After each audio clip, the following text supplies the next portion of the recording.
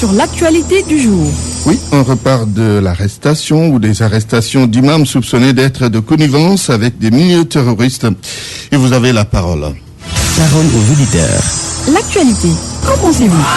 Moi, je pense que vous devez. Réagissez dans nos éditions d'information sur l'actualité. Bonjour. Oui, bienvenue sur cette antenne de radio. Du lundi au vendredi, vous avez la parole sur RFM.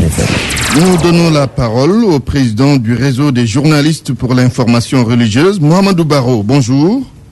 Bonjour Antoine. Comment voyez-vous toutes ces arrestations d'imams soupçonnés d'être de connivence avec des milieux terroristes?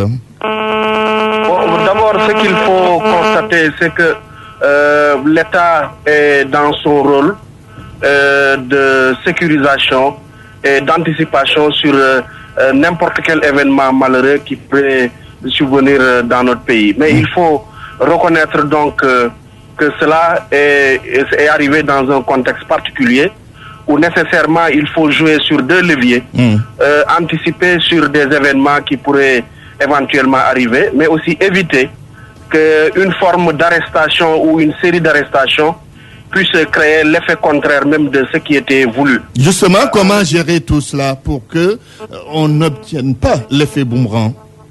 Non, c'est d'abord de se concerter. Tous les acteurs, la lutte contre la violence ou le terrorisme en général ne peut pas être forcément une lutte militaire ou policière. Elle doit être concertée. Aujourd'hui, nous parlons beaucoup de chefs religieux, d'associations islamiques, mais même les médias doivent être impliqués parce que ce genre de lutte ne peut pas cohabiter avec l'effet spectacle ou l'effet publicité. Donc c'est une lutte d'abord qui doit être endogène, mais aussi préventive. Donc on n'a rien à perdre si l'État collaborer avec l'ensemble des acteurs pour éviter ce genre de dérive. Et aussi inviter les chefs religieux et les associations religieuses à travailler sur des questions de fond et de prévention. Parce qu'il est arrivé que des jeunes, selon certaines informations, soient au niveau de l'étranger pour combattre auprès de certains groupes. Il y a eu des cas, l'État je crois est au courant, et même un début de communication avec certains ces chefs religieux a été initié ou d'association a été initié par le ministre de l'Intérieur, mais il faut le renforcer pour éviter que ces jeunes-là soient manipulés, mais soient orientés. Parce que quoi qu'on dise, là, ce que ces groupes font à travers ces pays-là en guerre desservent carrément les intérêts de l'islam. Souvent, c'est des jeunes qui sont en contact avec ces groupes au niveau de Internet, tout en sachant aussi qu'il y a un enjeu financier extraordinaire dans ce genre d'exercice, où ces groupes utilisent ces jeunes, leur promettent effectivement beaucoup d'argent. Tout cela doit nécessiter une collaboration et une stratégie globale, et pour éviter surtout la stigmatisation et la simplicité dans les rapports et dans la communication de tous les jours. Avec une vigilance qui s'impose sans doute. En tout cas, merci Mohamedou Barro, président du réseau des journalistes pour l'information. Nous avons en ligne le psychologue Serigne Mor-Mbaye. Bonjour. Bonjour Antoine. Analysez pour nous, Serigne Mor-Mbaye, toute cette frénésie, ces arrestations nées de soupçons à l'endroit de certains imams.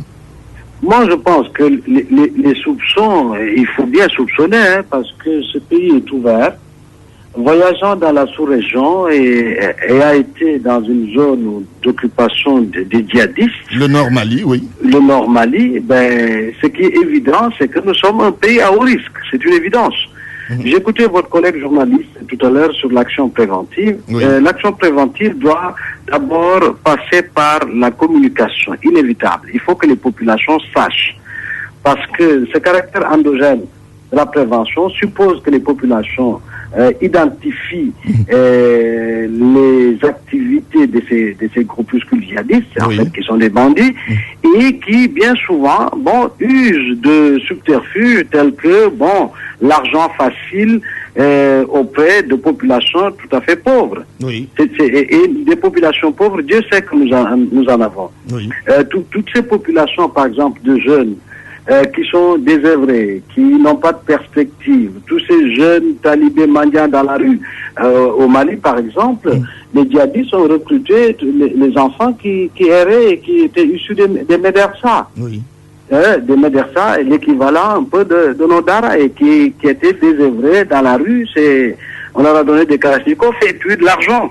Donc moi je pense que la prévention endogène c'est une chose, mais aussi regarder la sous-région, parce que ce que nous faisons dans notre pays doit être quand même assez regardant par rapport à la sous-région. Il y a des pays, je ne cite pas de nom, où j'ai été et je vois que le courant djihadiste a pris sur certains groupes ethniques. Sans doute. Ça, je l'ai vu. Oui. Et ces groupes ethniques sont très présents dans notre pays, dans le commerce du détail et tout cela. Oui, alors, donc, je ne suis pas un policier, moi. Oui, mais il faut communiquer. Je suis soucieux des intérêts de mon pays et qui de plus en plus s'engage dans cette lutte-là, appelée lutte de la communauté internationale. Oui. Et à partir de ce moment-là, on prête le flanc. Oui, il faut communiquer, il faut en parler sous quel angle et avec quel type de discours pour une meilleure perception du phénomène par les populations.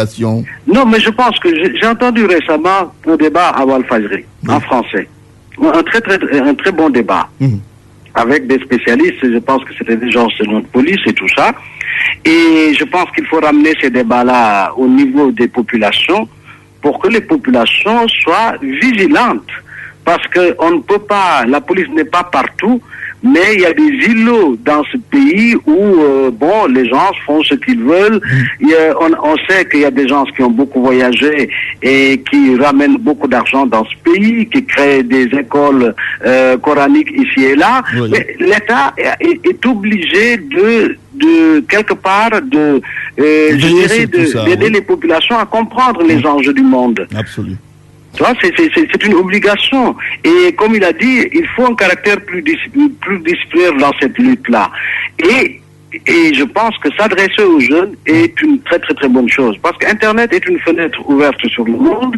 Pour ce que j'en sais, parce que je suis cette question-là au niveau international, le recrutement se déroule par Internet. Oui, nous avons notre culture, notre culture, la culture sénégalaise. Elle est ce qu'elle est, vous connaissez les caractéristiques. Elle est en faillite, cette culture. Il faut arrêter de dire culture sénégalaise. Oui, le Sénégal est carrément en crise, c'est une évidence. Aujourd'hui, les gens sont souvent déboussolés à la recherche de l'argent, l'argent facile et des portes de sortie. À partir de ce moment-là, il y a des risques énormes. Et c'est là où, je dis, le travail doit être endogène, comme il l'a dit, mais faire une action de sensibilisation pour que les populations comprennent les enjeux du monde. Nous ne pouvons pas nous impliquer dans cette guerre internationale qui n'est pas forcément la nôtre, d'un certain point de vue, mais sans pour autant que nos populations s'emparent des enjeux, comprennent les enjeux, et à partir de ce moment-là, on fait de la prévention. Mais on ne peut pas en faire une affaire de spécialistes seulement, c'est pas possible.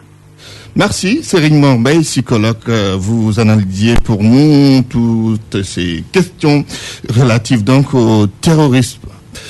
Vous avez donc la parole pour vous prononcer sur les arrestations d'imams soupçonnés d'être de connivence avec des milieux terroristes.